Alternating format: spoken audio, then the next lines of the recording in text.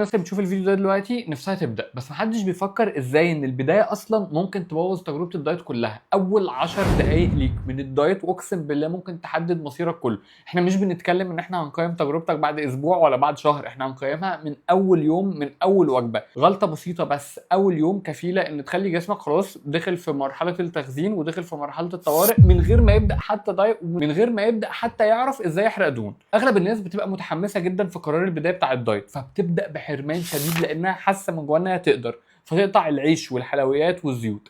هل بقى هنا انت جسمك بيبقى مبسوط؟ لا، جسمك بيترعب. المخ بيفسر ان ده ايه؟ ستارفيشن مود، بيبدا يقلل الحرق، وبتبدا لعبه الهرمونات القذره بتعصف بيك بلا هواده. هرمونات الجوع بتزيد فتخليك تفكر في الاكل طول الوقت. تخيل انت بتدي لجسمك 800 سعر مثلا ولا حاجه، ما فيهاش نشويات، ما فيهاش اي حاجه، فجسمك مش بيعرف يكمل حرق اصلا، بيبدا يحس ان هو في مصيبه فبيوقف ويبدا يخزن بقى. بالملي اللي بيحصل ايه؟ ان هرمونات الغده الدرقيه بتبدا تقل، هرمون الجوع بيبدا يزيد، فطبعا وزنك هينزل شويه لانك ما اكلتش اي حاجه بقالك يومين ثلاثه، بس بعد كده مستحيل يحرق.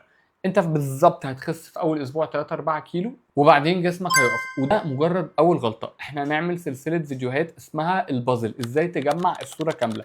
كل غلطه من الغلطات اللي انا هقولها في الفيديوهات الجايه هي 5 غلطات، كل واحده فيها هي مكعب معين في البازل بتاعك، لازم تبقى كلهم دول مش بتغلط فيهم. فالمشكله هنا ان كل غلطه من دول احنا مش هنعرف نعتبرهم ان هي غلطه لوحدها فدي غلطه بسيطه، لا، كل غلطه من دول هي دي البازل اللي لو ما كملش مش هيبقى عندك صوره كويسه. ليه؟ لان الغلطه دي هي قطعه من القطع الناقصه في البازل بتاعتك اللي هتجمع لك الصوره. فاحنا عندنا 5 غلطات، دي الاولى. عايزك تتخيل الاربع غلطات التانيه ايه، ولازم تشوف الفيديوهات كلها لانها متصله. احنا هننزل ال5 فيديوهات ورا بعض عشان تبقى عارف في الاخر ان اللي هيكمل معانا هو اللي هيجمع البازل ويفهم ان ليه التجربه بتاعته ما كانتش بتنجح او كانت بتقف في حته معينه. ونسيت اقول ان طبعا هيروز بار البروتين الابطال.